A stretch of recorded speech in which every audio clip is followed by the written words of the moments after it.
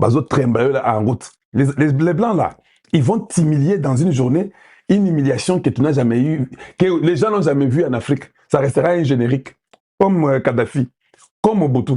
Ils vont vous faire un générique.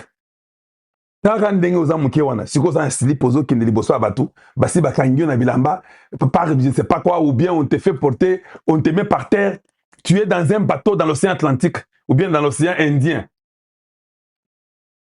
Et toutes ces bêtises que vous voyez, oh non, maintenant Kabila sera... Parce que j'ai appris qu'on veut déjà enlever Nanga, on veut les chasser du travail. C'est Kabila qui les remplace, si vous ne saviez pas. Nanga et les Bertrand Bissimo seront effacés. C'est Kabila qui sera maintenant à la tête de la rébellion. Mais c'est ça même les sacrifices qu'on a besoin. Il faut Ayato, Tosil Salana, ici là. Il attend quoi? Ça prend du temps. C'est ça le moment qui est Kabila. Et puis après être sanctionné. Mais il faut être fou. Et les rapports des Nations Unies qui disent que Kabila est en train de vouloir prendre la première place dans les AFC M23. En fait, les rapports sont sortis seulement en retard. Les rapports des experts, souvent, sortent toujours en retard. Donc, quand les Américains ont sanctionné Kabila, parce qu'ils savaient qu'il y a l'Ingaïs ou tête Borwana, alors, va sanctionner déjà. Je pense qu'il aura un peu de frein. Parce qu'on t'a déjà sanctionné. Et quand tu vas prendre même la tête officiellement, on te tue, non? Vous ne pensez pas? Si moi je te sanctionne, je dis que non, toi tu es impliqué, tout ça, allez, je bloque ton argent, tout et tout. Et puis demain, tu dis que tu deviens même le chef de la rébellion. Dis-moi ce que je vais faire de plus. Je te tue. Et nous sommes d'accord que ce soit ainsi. Nous voulons voir Kabila être à la tête, Alias Kabila, être à la tête de cette rébellion-là, pour tout la Nagana ici, là. Tshisekedi vient nous aider à mettre fin à toutes ces bêtises. Je vous les répète. Tshisekedi est les Janus du Congo. Moi, je ne crois pas au hasard.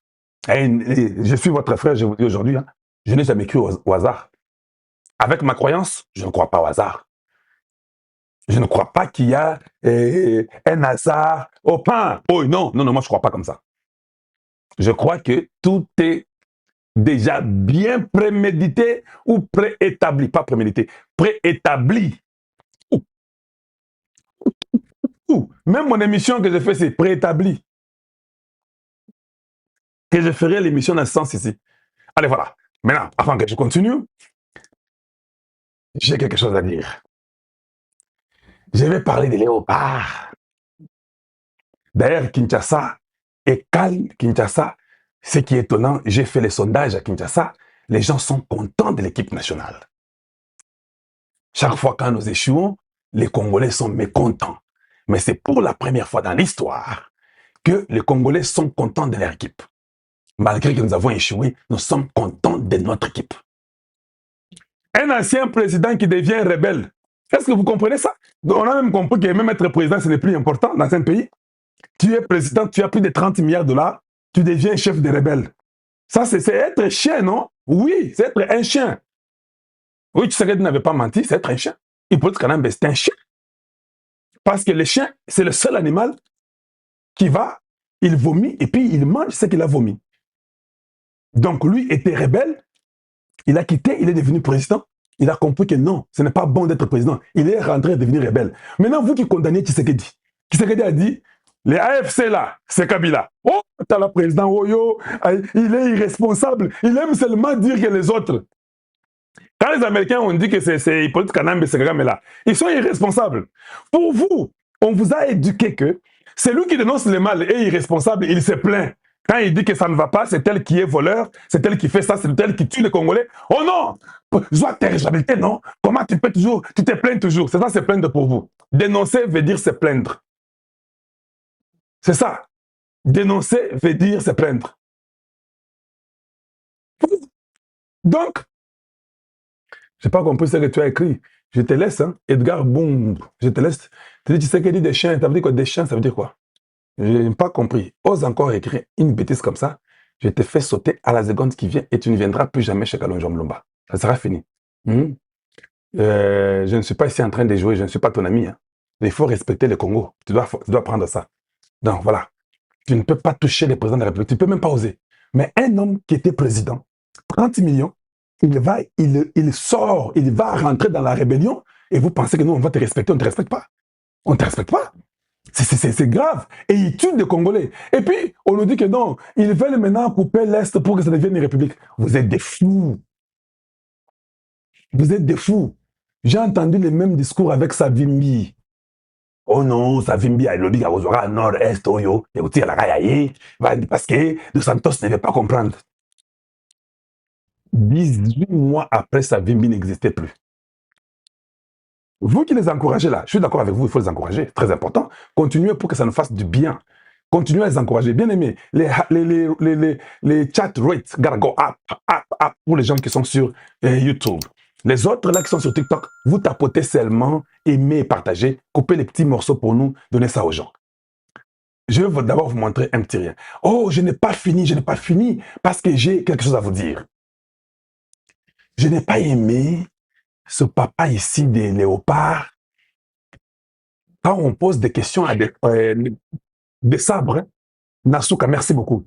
Nasuka, on pose des questions à des sabres répond, vous n'avez pas étudié ce qu'on appelle les expressions corporelles. Beaucoup de journalistes ont posé des questions à des sabres. Regardez vos questionnaires que vous posez à des sabres. Des fois, des sabres ont les expressions. Quand il n'est pas d'accord, il fait comme ça. Et j'ai vu ça dans vos histoires-là. Des sabres n'étaient pas d'accord avec vos questions. Vous posez des questions bêtes. Oh, on n'a pas bien joué en premier mi-temps. Toi, tu poses à l'entraîneur la question que bon, on n'a pas bien joué en premier mi-temps. En deuxième mi-temps, on a fait mieux. On n'a pas bien joué en premier mi-temps. Qui t'a dit ça? Est-ce que tu es joueur, tu es entraîneur, tu connais comment on joue? Il faut avoir des questions intelligentes. Expliquez-nous ce que tu as fait en deuxième mi-temps que tu n'as pas fait en premier mi-temps. C'est une question que tu peux poser, non? Oh, on n'a pas bien joué en premier mi-temps. Qui t'a dit ça? Qui t'a dit qu'on n'a pas bien joué en premier mi-temps? On a un problème. Un papa, à la fin, quand nous avons perdu le match contre l'Angleterre, papa dit merci pour vos questionnaires. Il est un papa de léopard. Il dit ça publiquement. Merci pour vos questionnaires. Et de ça, nous voulons seulement vous présenter nos condoléances pour la mort de votre papa. Mon Dieu, Congolais. Tu peux aller annoncer la mort de Desabre publiquement, et ça nous concerne nous tous. La mort de son papa, je voulais dire. La mort de papa Desabre, tu veux nous dire à nous tous, le monde entier. Papa, c'est quelle qualité d'individu ça? Donc, ma question est ici, Nasuka. Le papa de Léopard dit, bon, nous sommes questions pour vos questionnaires, mais monsieur Desabre, nos condoléances pour la mort de votre papa. Publiquement, oh mon Dieu. Oyo, à quel genre d'individu au Congo? Un, qui t'a dit que ça nous concerne nous tous? Que tu nous parles de la mort des papas et des sabres publiquement dans le monde entier. Deux, c'est comme ça qu'on annonce à quelqu'un que son papa est mort? C'est comme ça. Trois, est-ce que ça concerne tout le monde? Quatre, pourquoi tu ne peux pas aller à côté après tout? Tu viens de dire que je présente mes condoléances, nous voulons t'informer que votre papa vient de passer. Certainement qu'il savait que son papa était malade. Et puis de ça, l'expression, il dit, mais c'est quel imbécile ici qui peut me dire ça publiquement comme ça? Vous êtes moins intelligents, vous autres là. Il faut accepter ça. Je vous l'ai dit. Toi qui as posé cette question-là, tu es moins intelligent. Quelle mauvaise qualité qu'on te chasse de l'équipe. Donc, à mon rôle à news, ok, nous avons fini avec les questionnaires, mais monsieur Sable, nous voulons seulement te présenter les condoléances de la mort de votre papa. Ça s'est fait où? Tu as vu ça où? C'est pourquoi tu vois les Congolais, les journalistes, un Congolais tombe au front, un militaire congolais tombe au front, il vient, il publie. Congolais. Il oublie que ce Congolais-là a une femme, a les enfants, et tout ça, ça va décourager les gens. Oh, mais les gens sont moins sérieux et moins intelligents. Vous avez besoin de prendre des cours d'éducation. Pas possible, pas possible. Même moi, je dis, qu'est-ce qu'il fait là? Tous ces gens-là ont besoin d'être entraînés. Tu vois ces papas-là qui a dit ça à des sabres-là. Ce sont les papas qui nous font des problèmes pour avoir même les papiers de l'administration. Tu vas pour aller demander ta carte. Ces papas-là vont te faire asseoir et puis il va te dire beaucoup de trucs et il commence à te bloquer pour que tu aies ta propre carte ou ton propre papier. Papa à bongo. Ce sont des papas qui sont très, très bizarres. Ce sont des papas qui n'aiment jamais voir le développement. Ces papas-là, une grande partie est à l'air TNC. Ils ne veulent jamais qu'on change les choses. Une autre grande partie est dans l'administration du Congo. Des anciens papas qui n'aiment pas apprendre, qui n'aiment pas aussi qu'on leur dise quoi faire. Des papas, ceux qui ont métier, papa. Je ne sais pas, il faut que quand tu sais dire bango, parce qu'à un moment donné, nous sommes retardés à cause de ces genres de papas-là. Naba gère à maman, on a wana. Avant de faire moulin boyazo liakaga na mesa. À quoi il a toujours l'ancienne mode avant de faire wana. Il y a un jeune qui arrive dans le travail. Hey, ça devient son combat personnel. Et puis vous autres là de la diaspora, j'ai un peu à vous dire quelque chose. Vous les gens de la diaspora là, vous n'avez pas votre vie. Votre vie à vous devient la vie des Kalonji. Donc vous devez savoir ce que Kalonji fait, et le gouvernement donne l'argent, tu vois maintenant, et comment il a une voiture. Papa, moi j'ai acheté ma première voiture il y a peut-être 25, 20, 30 ans. Oui, quand toi tu ne savais pas qu'il y avait des vélos qui existaient, moi j'avais acheté un véhicule. Vous êtes comme ça, comment vous autres? Donc vous n'avez rien à faire. Vous, votre vie, c'est de savoir, maintenant Kalonji a fait quoi? Maintenant il est où? Maintenant il a porté un tricot. Oui, j'ai porté le tricot des Génocostes. Ça ne vous dit rien. Je suis congolais. Génocoste, c'est ce que moi je porte. Je parle du Congo. Ça, Génocoste, Boroyo. Ça, Génocoste. Nala Tiango. Yo, la taganini. Yo, ta chemise yanine. Hein? Hermès, c'est ça que toi tu mets? Pour venir nous montrer Hermès? Bougie! Vous savez pas qu'il faut publiciter votre nation? Hein? C'est comme ça, comment? Comment c'est comme ça? Donc, yo, vous vendez la beauté. Vous, dans votre vie, c'est de parler seulement des vies des autres. Ah, allez-y vérifier chez moi. Moi, je ne fais pas ça. Nous ne faisons pas ça. Je n'ai pas le temps de parler de vous ou de votre vie. Je ne sais pas ce que vous faites, où vous avez étudié, vous faites quoi, ça ne m'importe pas. Ce qui m'importe, c'est le Congo ou rien. Aider à évoluer. Toujours derrière les vies des gens et qu'on sort tout ça. Mais heureusement que je suis un homme à qui il n'y a point de fraude. Imaginez qu'il y avait des fraudes à moi. Mais ils ont compris que ce gars est irréprochable. Ce gars est bien, il vit bien, il se débrouille. Avant que Tshisekedi soit président, ce gars se débrouille déjà bien. 5 pays. Mais Cameroun a gagné 2-1. Parce que Igita a Messana, ceux qui marchent les bandits à Tikara pour tout à côté de la terre. Alors, pour Azama Kassi, la ballon au pied, Igita. So asaka erreur mo de Roger Mila ayiba ibaro Roger Mila yibe balo Mila kimisi so Mila tanga chobi yango ebomo na action ya mondial sebe bambi bachaka Roger Mila kimibo asobi na biangwa mwana contre Colombie Roger Mila mtabanga na mwana achebi akimi na kwa kona akimi bo ayo yango Roger Mila, Roger Mila mtabanga mamba dance one. Bon, dance à Roger Mila. Dance à Babanda contre. C'est bon, la même Colombie déjà banda ko beta no chamakasi. Mais malgré Roger Mila acha bango début. Deuxième, donc bina bango moko là, mutu acha ngo Valderrama. Voilà, parce que Cameroun en 1990, Cameroun babanda ka premier match contre Argentine. Bia François Hollande il y a coup de tête. Bia François Hollande il y a 1996. Vous voyez, so Cameroun dans ça la Afrique to banda pe baki sana. Ali Maroc soussoyer, ndenge Maroc a bête demi-finale, ali Maroc a bendi biso. So ndenge Maroc a bendi biso Afrique, ba pona biso ka 9 pays. 9 pays kaka ezaki Afrique to beta 9 pays. So place RDC accueilli. Et ça c'est quoi FIFA bibo? Afrique, et c'est pas aucun neuf pays, mais place moko boye l'amour. So, boye la meilleur perdant. Ok, ça y peut biso Congo pour la place, on est jamais qui me paye. Pour biso Congo, si on a dit que Congo va benda keka meilleur perdant. Yeti siko, lobby na salaki on. Pour lobby, on s'est qui moqué par rapport à nous. Mais la moni bo fin de moi moqué. Ce qu'on a tangé la bino, et c'est ba bimi c'est liste. Ba pays parce que n'importe bien la vie na coupe du monde oyo ba ko benda 8 nations ba meilleur troisième donc Congo ndenge to na un donc ça dit donc na binzambe osaka bonimo ndeni Congo ba benda bisoka tala mtoza na un point dans un point autre tu contre Portugal les autres PSG kaka so mutasini benda que Congo a le kabie match au Robert samedi le 28 mutasali ke Congo ba repêcher biso to bande ko talela Mexique na Tchèque parce que République Tchèque na biso to zali na un. Parce que comme il soit République Tchèque va bembrayer soit RDC. C'est comme Mexique ndenge a bêti République Tchèque 3-0 wana et singis ko Congo atasali ni la pamba leki. Donc asiko natanga bino.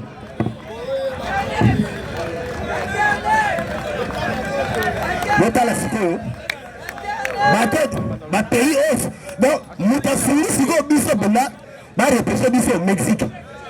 Donc tant qu'un Mexique a gagné la République Tchèque 3-0, Mbamora Tchèque à Catane. Parce que c'est là que la République Tchèque, c'est que pays oyo va repêcher bango. Donc ma pays déjà va parmi les meilleurs troisième va repêcher bango. To bango. Écosse. En notre Écosse 3 points. Babendaï. Suède. Babendaï. Croatie. Parmi les troisième. Algérie. Pour Afrique du Sud, a bien belé, a gagné. A gagné 1-0. L'Afrique du Sud, a bien belé, à l'équipe. Paraguay, à la pression la mer, troisième. Sans bébé. Puis non. Puis. Ça va, hein? Paraguay, Azawan. Cap Vert, Yépé, Aza. Donc, là, il y a le meilleur troisième déjà ici, il fiché, on repêché dans. Cap Vert, Nathalie, Côte Afrique. Belgique, parmi les meilleurs troisième, Yépé, en Ligue. RDC, un point. République Tchèque, c'est 1 point. Donc, les deux pays où il y a 1 point, RDC, la République Tchèque. C'est que le Mexique a bon Makambo. Mexique a gagné tous les matchs. Donc, ça dit Mexique a gagné 9/9. C'est que le Mexique a bêti. C'est comme Mamouro Tchèque a nommé ce qu'on a course la biso. C'est que RDC biso. C'est que RDC a tato gagné, a tato sali. Mais il faut gagner au Ouzbékistan parce que coach d'abord déjà le dit que Bango Bayeto va biso 3 points. Donc, tout est cadré. Donc, et ça, c'est pour la confirmer même. Il faut gagner. Pour coach d'abord, à l'objet, l'équipe nous a gagné dans le RDCT. Coach il y a au Ouzbékistan. Vous l'avez dit. C'est pour ça que coach a différence à l'objet. Donc, on a la paix, on fait basket de sable et on fait la paix biso. Vous l'avez dit. C'est pour ça que c'est là, période de monde, on fait un inaban. Mais chaque on fait un inaban. Car la fusion, c'est-à-dire à coach au juste, sali yoni ba joueur, c'est-à-dire yango, la zoba non, et ça le problème moko, et là ça fait là, coach oyo a fait que la bisoni. Tellement c'est un français. Hein? Ah ba moto ba na ko na sipenga ba na ba. On peut taper. C'est-à-dire et ça problème moko bo to fait baté. Coach oyo, c'est-à-dire voilà. Pas film yayo, c'est pas là au tambuli monde entier. Mais il y a des coach qui ont staff mobile. Donc, tant que ça, on a un coach, il y a des faits pour les gars contre Colombie. Et ça, c'est le pays maman à Lili. Donc, et ça, le mieux, donc, journée fériée. Donc, on s'est battu, c'est le coach, de faire battre mouvement, c'est-à-dire, battre Babayaki. On a parlé, on a, Augustin Kabouya, a Kamata TV, Moura, Banda, et Kabouya, vous avez lagi. Tant que poli, il y a bien choc, hein, et je vais remonter. Depuis surtout, depuis surtout, tu vas dire dessus. Parce que Colombie déjà, tu es qui est. Donc Colombie a tué Sabine à 75e ligne. C'est-à-dire que déjà, donc tu peux faire 0-0. De 0-0. De 0-0. Et puis, dans le second temps, Colombie, ils ont constaté ceci. Il y a un balobi, hein. Ce qu'ils ont entraîné. Kolinga te système de jeu moko ceux qui ont mécanique au risquer dans match à liboso kolinga sauter dans match à mibale au risquer faut changer fongola jeu parce que tout le monde Ghana a bêti contre Angleterre Ghana fongoli jeu bah tu peux 0 to Ghana fongoli jeu to Ghana on fanemi soit kanja kango soit fongoli a bêti soit fongoli et ça n'est pas so coach la biso oyo a fait battre que ça fait 42 000 €. Bon belé Et ça m'a certain entraîner mon sous-sous. Bazo Luka, bah misala ndengwana. Là je sais bonnet. Pourquoi tu as fait ça? Donc on dirait mon là on congolais te basoba. Donc coach on dirait à l'ingité ba le bani. Papa, yo contre Portugal. Cristiano Ronaldo a le bien obiabi. Tu comprends que biso to wa ki to beta. Mais Congo a qui pour la kanga. Cristiano Ronaldo a dit to bandi match. Tu constates que Congo a fait kanga kaka. Dès Congo a bon Cristiano bon to benda bango po ba fuwama. Cristiano a dit to bendi bango mais a dit ba master la ba boyi ko fongola jeu. Ba kangi kaka. Cristiano a dit donc Cristiano a dit na pesi bango merci na consigne wana donc ba yoka nege ba fongola te. C'est match esili ba fongola majite. Abi na match esili ndenge esili wana. Abi merci na bango parce que ça équipe moko bien. Ba dit qu'on respecte ba consigne. Là même abi ba dit qu'on respecte ba consigne. So déjà on se bêtise wana. On a deuxième match. Faut fongola. Fongola. Parce que déjà essaie ba timbelio. Donc essaie ba système moko et l'accès entraîneur on se bat la match. Yo pour okanga. Alors, le gars déjà c'est bâti mais deuxième match fongola. Papa. So que moni que le olinga la obeta système ya okanga basa la nini. Soko yé na système ya bloc. Le gars la wisa abandaki ko tourner. Na c'est qui bakambu babane e retourner. Ko pisa mechak muta vitesse. Pour ezalaka mechak a koti au confina teo. Comme ça ko tchela bango bata vitesse pas alikolo. Parce que yo lingi okanga. Saka bango ba perdre ballon pour récupérer to baki likolo ba tambang ba kimisi bango ba beta ka système à bloc ndeng mwana parce que entraîner ka mukeme ya mais yo entraîner yo donc on ligne bloc mais comprendre que bango puisque ba comprendre que yo ligne bloc tant que Colombie ba constater que Congo ba sa bloc ba yoko kanga tant que ba benga repos pour ya tomber la maille entraîneur bangabi pour entraîneur bangaza enchanté abi omoni bango ba okanga donc ba fongola jeté ba okanga kaka bino siko bo tiraka na musika parce que Chili a chaka ba bien musika parce que baza na image ya match à Chili il y a un moment match wana Chili Colombie a tiré 16 fois et puis moi on a passé abimi deuxième meilleur joueur dans match pour passer alors on va ballon trop Azali trophée Morona. Donc, les bossons, on dirait, bah, si Colombie après, on passe à Sokiang. Abini, l'homme de match. Donc, il était Biwana, Tocha Sarango, Babi et Yo, Bobo, Tipi, mais échanger trajectoire. Daniel, maintenant, l'homme de match. Passe. Donc, à défendre. C'est-à-dire, Colombie va commencer à tirer. Parce que, va constater, si vous non, bateau, va bloquer. Bébé. Nada roboya mpasi ti lelo na roboya mpasi za sentiment na ngana mutu mai na makila onandi so coach akochaya cheli kamute mengana boya kana ngani na repolo eza akila na ngati na sentiment na ngana c'est ça mais lobi na na bino so qui passe te ndeba 4-0 na ba ki lobi ya onye lobi na boya ki ko santé parce que son lobby na ya kate et no pesa babe na bi oui malgré moto ngana boya kana yenta bi million de match lobi ngana beta kengo ngana beta abi million. Le problème est ça.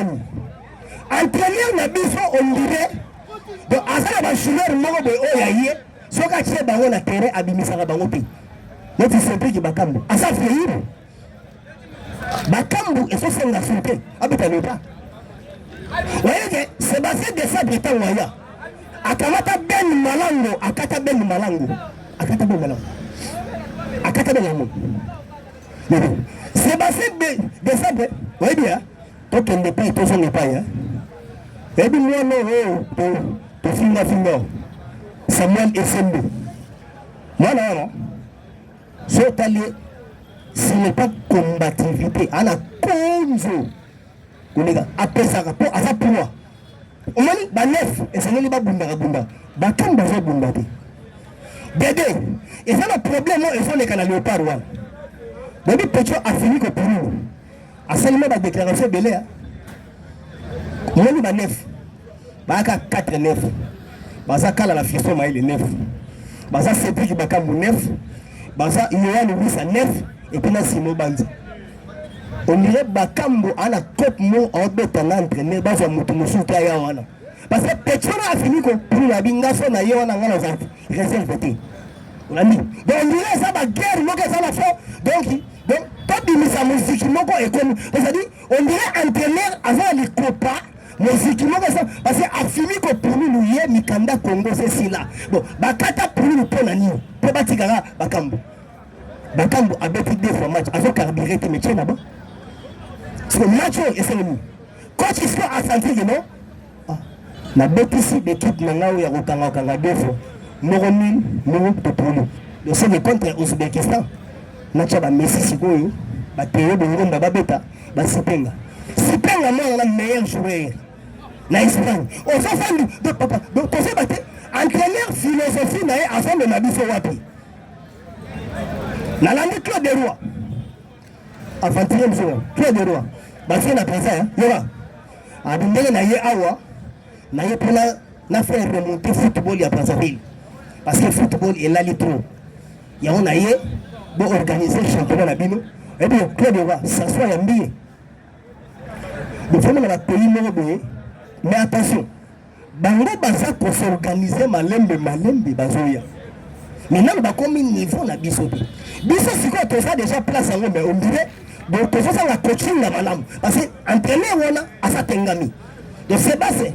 C'est basé de faire à sa tengami. Donc à ça, c'est la vision, oh, ayaki nango, na Congo. Parce que auparavant, à l'obégue, non, na yéna et de football congolais, et mata, et puis, là, c'est la barre professionnelle, oh, baza, titulaire le coup là, et puis, baza, la tente de jeu, baya, babeta. Mais pour combien est constaté, à combien il y a un sentiment, bah, jouer, baza, la tente de jeter. Bah, matin, na terrain, que par rapport à, oh, bah, yebi, achabon là-bas. Donc, ça dit, quand tu déjà continue la coupe, on a pourcentage. Donc, déjà, à ça, on te met, tu as gagné un Ouzbékistan. Tous les cas déjà. Bah bien, bah tangi bah payer déjà, bah au ben d'abord. Congo tout ça.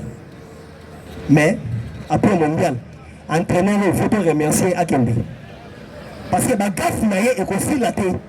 Parce que toi bah na relais la kaka biso na bimo.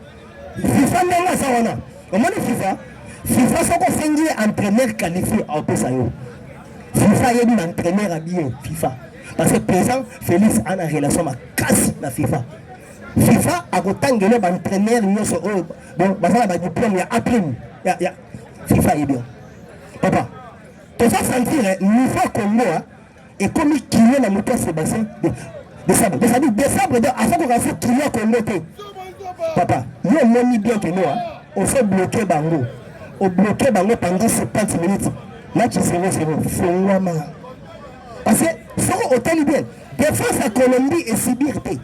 Des matchs, on a peut mettre la coup cadré, d'autres cadres, moko kaka, oya, et deux kayembi. Bon, à ça la gaffe, nous, de coach, non, c'est que Bandi, ya, a Bandi famille, et deux kayembi. Ok, et deux kayembi, à Betarona, Baneta, et deux kayembi, Moutousami, na Moukao. C'est comme ça que match Bandi, tu continues la deuxième mi-temps, on a déjà, et deux kayembi à sa bonaki. On a dit ça et deux Kayembe. À côté de nous, il y a dit ça à Moukao. Donc, tu dis, mais au juste tout. Donc, on a dit déjà avant le match. Abimakate, c'est lui le technicien. Coach, ça comprend les prix. Pourquoi dit ça à Moukao? Parce que Moukao sont déjà à ce bêta. Pas en tant que nous à Rokota. Au moins, on a pensé que. Parce que, donc, ça va souffler. So, il y a affaire à nous. À tout qui est deux Kayembe, Abimisi Moukao. Donc, et nous, on a dit, mais Abimisi Moukao, nous. Si on a dit, mais bio, Portugal. Action, Bakena Cornet, ma soeur qui a fait Moukao. Moukao a côté, a fait neige, a fait son bamoro. Ma soeur, a tombé là. Tout ça dit, on va dire, à ça, Moukao, pendant que Moukao a fait un match. So, depuis coach Emmanuel Macron avait dit bon Congo pour un français. Même lui, même dossier a fini Mayuno. Dossier on a babi coach pendant dirait donc dirait France baligné moi nango a bête la caba pour décembre à français. Pour décembre à constater que tellement ton lingi est trop pour faire la défense nationalité. Pour accompagner les gens, ça pays là où le coule le lait et le miel. Donc à moins que sport, tellement ton ligne, on dirait à part rien. D'ailleurs, j'en profite à cette occasion-là, au moins le langage au chef de l'État à l'Obélaï. Et comme c'est ma belle. Alors, on a le meilleur entraîneur du monde. Donc, langage, donc, c'est que Djongo Basel et Mata. Donc, on est trop sûr.